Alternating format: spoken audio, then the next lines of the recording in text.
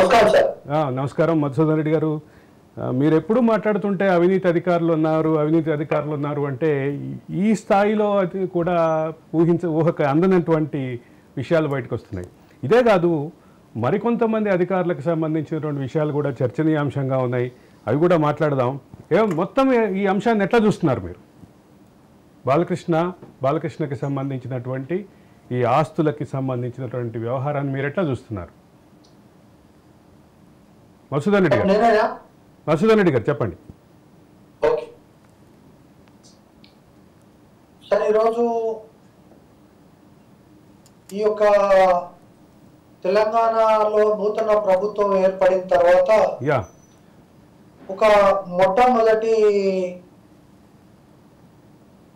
ACB రైల్లో ఆశ్చర్యం కొలిపేటటువంటి కొంతమంది పెద్ద చేప అన్నారు, కొంతమంది చేపలు అన్నారు, ఇవన్నీ రకరకాల విషయాలు మాట్లాడుతున్నారు. సో ఈ బాలకృష్ణ గారు సిద్దిపేట మండలానికి సంబంధించినటువంటి వ్యక్తి.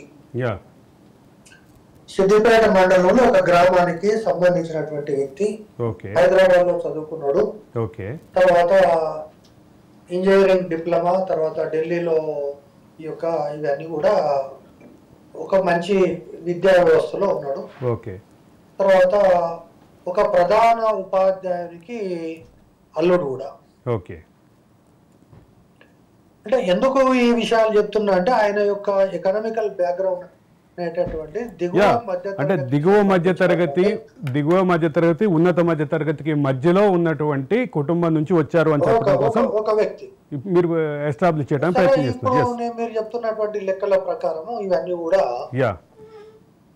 అయితే ఇక్కడ జనరల్ గా ఒకవేళ నేను పొరపాటున ఐఫోన్ కొనుక్కుంటే నా పాత ఐఫోను కానీ పాత ఆండ్రాయిడ్ ఫోన్ కానీ ఒకవేళ చాలా మంచిగా ఉంటే మా భార్యకి ఇవ్వడమో, లేక కొంచెం పాతది అయితే ఎవరో మా ఇంట్లో పనిచేసిన వాళ్ళకి ఇవ్వడమో, తమ్ముడికి ఇవ్వడమో, అన్నకి ఇవ్వడమో జరుగుతుంది. కానీ 15 బ్రాండెడ్ ఐఫోన్లు ఈయన ఎంట్లో ఎందుకున్నాయి అనేది ఒక ప్రశ్న. తర్వాత జనరల్ గా మగవాళ్ళకైతే ఒకటే వాచ్ ఉంటుంది, లేదు మరి ఇంత వాచ్ల మీద ప్రేమ ఎక్కువ ఉంటే 2 వాచ్లు ఉంటాయి. కానీ లేడీస్ ఏదన్నా కలర్ఫుల్ గా అది కూడా 200, 300, 500 పెట్టి ఆయా సారీస్ కు సంబంధించి మ్యాచింగ్ కొనుక్కోవడం అనేటటువంటిది చూస్తాము.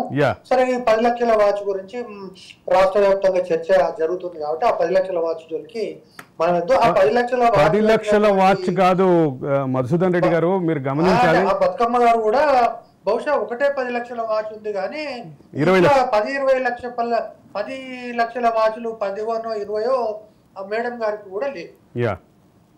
అంతవరకు మనం యాక్సెప్ట్ చేయాలి. అయితే ఇక్కడ ప్రస్తుతానికి ఈరోజు ప్రధానంగా మనం చర్చించుకోవాల్సింది ఏంటంటే హైదరాబాద్ అనేటటువంటిది ఈ తెలంగాణ రాష్ట్రానికి గుండెకాయ మాత్రమే. అంటే హైదరాబాద్ లో వచ్చేటటువంటి ఆదాయం కానీ, హైదరాబాద్ లో ఉన్నటువంటి కంపెనీలు కానీ, రియల్ ఎస్టేట్లు కానీ, ఇవన్నీ కూడా తెలంగాణను సకల విధాలుగా ఆదుకోవడానికి ఉపయోగపడేటటువంటి వనరులు ఉన్నటువంటి తెలంగాణకి ఒక ప్రధాన ఆదాయ వనరుగా ఉన్నటువంటి హైదరాబాద్ నగరాన్ని పర్ క్యాపిటల్ ఇన్కమ్ అనేది సుమారు 6 లక్షల రూపాయలు హైదరాబాద్ లో ఉంటే వికారాబాద్ లో 1,50,000. మొత్తం తెలంగాణను పోషిస్తున్నది హైదరాబాద్ అనేటటువంటి ఒకటి. ఇక నేను నెక్స్ట్ టాపిక్, ఇంపార్టెంట్ టాపిక్ ఏంటంటే ఈ యొక్క తెలంగాణ రాష్ట్ర సమితి అనండి, లేదా ఈ 9.5 సంవత్సరాల బందిపోట్ల పరిపాలన అనండి, ఈ 9.5 సంవత్సరాల బందిపోట్ల దోపిడీలో ప్రధానమైనటువంటి వనరు ఈ హైదరాబాద్ నగరం.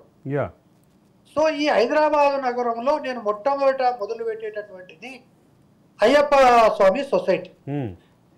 అయ్యప్ప స్వామి సొసైటీలో ప్రభుత్వం వచ్చినటువంటి తొలి రోజుల్లో అక్కడ అక్రమంగా ఇల్లు కట్టారని, అక్కడ కరెంటు సప్లై లేదని, వాటర్ సప్లై లేదని, ఎలక్ట్రిక్ సప్లై లేదని, అందులో అన్ని కూడా బినామీ బిల్డింగ్లన్నీ, తర్వాత ఆ యొక్క ల్యాండ్ అంతా కూడా ఏమాత్రం కూడా మున్సిపల్ పర్మిషన్స్ లేకుండా కట్టారనేటటువంటివి, కూల్చడం అనేటటువంటివి, కూల్చేటటువంటి క్రమంలో మధ్యలో ఆపడము, ఇవన్నీ చూసి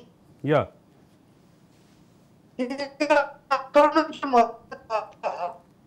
చాలా మందికి అర్థం కాని విషయం ఏంటంటే అసలు మున్సిపల్ శాఖకి, ఇండస్ట్రీ శాఖకి, ఐటీ శాఖకి ఏంటి సంబంధం అనేటటువంటిది నాకు ఇప్పటివరకు కూడా అర్థం కాదు. ఐటీ శాఖ వేరు, అవి మూడు ఒకే మంత్రి నిర్వహించడమే సంబంధం. అనేటటువంటిది దేశవ్యాప్తంగా ఉన్న పరిశ్రమలు రావడానికి. కానీ ఈ పరిపాలన శాఖ దాదాపు 10 సంవత్సరాలు ఒకరి చేతిలో ఈ 3 శాఖలు ఉండడానికి ఏమైనా కారణాలు ఉన్నాయనేటటువంటిది ఈరోజు ఉదయం నుంచి నేను ఆలోచిస్తాను. సో కాబట్టి భూముల యొక్క అన్యాక్రాంతం దగ్గర నుంచి ఏ విధంగా అయితే తెలంగాణ రాష్ట్రంలో ముఖ్యంగా హైదరాబాద్ నగరంలో కార్పొరేటర్ల దగ్గర నుంచి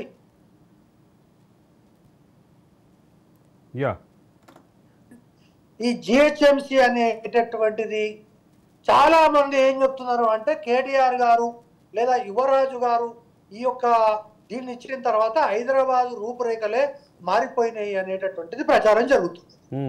100% నేను దాంతో పూర్తి ఏకీభవిస్తున్నా. కేటీఆర్ అనేటోడు లేకపోతే ఈ హైదరాబాద్ నగరం అనేటటువంటిది ఓల్డ్ సిటీ లాగానే ఉంటుండేనో, అసలు ఉంటుండేనో ఉండకుండేనో. కానీ కేటీఆర్ గారు వచ్చిన తర్వాత 1-2 విషయాలు చాలా స్పష్టంగా మనం తెలుసుకోవాలి. ఏం జరిగింది అంటే జనరల్గా ఏ ఇల్లు కట్టినా, ఏ అపార్ట్మెంట్ కట్టినా 10% 15% వయలేషన్ అనేది కంపల్సరీ. అది ఎవరైనా చేస్తారు. ఈవెన్ రేపు నేను కట్టినా చేయొచ్చు, లేకుంటే మా ప్రొఫెసర్ అన్న కట్టినా కూడా 1-2 వయలేషన్స్ ఉంటే ఉండొచ్చు. ఆ వయలేషన్ ఉన్న నెక్స్ట్ మినిటే గద్దలు వాలినట్టుగా మున్సిపల్ అధికారులు కానీ కార్పొరేటర్లు కానీ వాలిపోవడము. ఇక ఇది వీళ్ళ బిజినెస్.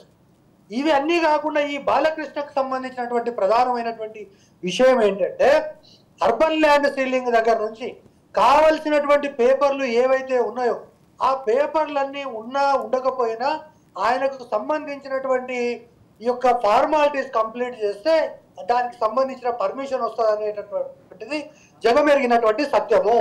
ఈయన గురించి హైదరాబాద్ నగరంలో ఏ బిల్డర్ని అడిగినా చెప్తాడు. ఒకవేళ ఈయనని ఏమైనా అందాము అంటే పైనుంచి నేను ఈరోజు స్పష్టంగా చెప్తున్నా, ఈరోజు హైదరాబాద్ నగరంలో కూకట్పల్లి నుంచి ఒక జోనల్ కమిషనర్ను ఎల్బీ నగర్కి వేస్తే 24 గంటల్లో ఆర్డర్స్ ఎందుకు రద్దు అవుతున్నాయి, 24 గంటల్లోనే ఆర్డర్స్ ఎందుకు క్యాన్సిల్ అవుతున్నాయి, ఈ దశాబ్ద కాలంగా ఈ బాలకృష్ణ అనేవాడు అక్కడ ఎందుకు ఉన్నాడు అనేటటువంటిది కనుక చూస్తే హైదరాబాద్లో చీఫ్ టౌన్ ప్లానర్ అని ఉన్నాడు. ఆయన పేరు దశరథ్ రెడ్డి అనుకుంటా, to the best of my knowledge. Devender Reddy. ఈ దేవేందర్ రెడ్డి అనేటటువంటి వ్యక్తి ఆయన కూడా కేటీఆర్ కాలం అంతా కూడా సిటీ చీఫ్ టౌన్ ప్లానర్ గా పనిచేసి. ఒకవేళ ఈయన పరిస్థితే ఈయన ఇట్లా ఉందంటే ఆయన ఇంట్లో ఎన్ని వందల వాచులు ఉన్నాయి, ఎన్ని వందల సెల్ ఫోన్లు ఉన్నాయి. ఇక్కడ ఆశ్చర్యం ఏంటంటే ప్రతి ఒక్కరు ఐఫోన్ మాత్రమే వాడారు, ఇక్కడ ఏ వేరే ఫోన్లు కనిపిస్తలేవు. ఈ దేవేందర్ రెడ్డి అనేటటువంటి వ్యక్తి కూడా దాదాపు 10 సంవత్సరాలు ఆయన ఏదంటే అది, ఇది నంది అంటే నంది, పంది అంటే పంది అన్నట్టుగా నడిచింది.